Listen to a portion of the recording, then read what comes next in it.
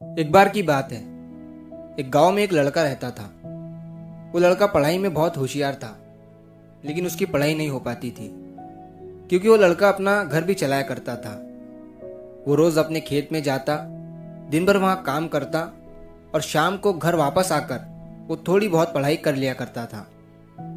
अब जब वो लड़का 12वीं क्लास में गया तो सभी गांव वालों को ये लग रहा था कि हमारे गांव से यही लड़का 12वीं में फर्स्ट आएगा, क्योंकि गांव वालों को भी पता था कि वो लड़का पढ़ाई में बहुत होशियार है।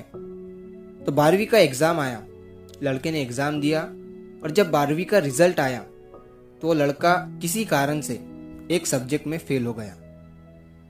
जब गांव वालों को ये बात पता चली तो सारे गांव वाले उस लड़के को ताने देने लगे और उसका मजाक उड़ाने लगे।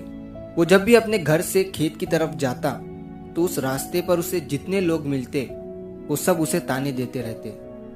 अब वो लड़का लोगों के ताने सुनकर बहुत परेशान हो जाता है और ये बात वो अपने उस्ताद को बताता है कि उस्ताद जी, मैं जब भी अपने घर से खेत की तरफ जाता हूँ तो उस रास्ते पर जितने लोग मुझे मिलते हैं सब मेरा मजाक उड़ाते हैं। तो उसके उस्ताद ने उसे कहा कि तू ना एक काम कर, एक बड़ा सा लोटा ले और उस लोटे को पूरा ऊपर तक दूध से भर दे और जब तू उस रास्ते से गुजरे तो तू उस लोटे से दूध का एक बूंद भी नीचे गिरने मत देना।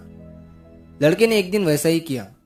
वो जब उस रास्ते से दूध का लोटा लेकर निकला तो उसका फोकस उस लोटे पर इतना था कि उसे लोगों की आवाज ही सुनाई नहीं दी। वो इतने ध्यान से उस लोटे को लेकर चल रहा था कि उस लोटे से दूध का एक भी कतरा नीचे ना गिरे। इसकी वजह से उसे लोगों के तानों की आवाज सुनाई ही नहीं दी। तो इस कहानी से हमें ये सीख मिलती है कि अपने काम में इतना ढल जाओ, इतना फोकस अपने काम पर लगा दो कि बाकी की चीजों का आप पर कोई असर ही ना हो। लोगों की आवाजें, लोगों के ताने आपको सुनाई ही ना दे। जैसे एक कैमरा होता है जो सिर्फ अपने सब्जेक्ट पर फोकस करता है, बाकी सारी चीजों को वो ब्लर कर देता है। तो बस आपको भी उसी तरह अपने काम पर, अपने टारगेट पर फोकस करना है, बाकी चीजें तो अपने आप ही ब्लर हो जाएंगी। तो अगर आप इस कहानी को और भी लोगों तक पहुंचाना चाहते हो तो इस वीडियो को लाइक करिए ताकि YouTube इस वीडियो को और भी लोगों तक पहुंचाए।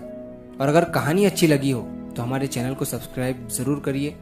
मिलता हूं मैं अगली बार इसी तरह की कहानी के साथ। तो सब्र करो, शुक्र करो और जिंदगी में आगे बढ़ो।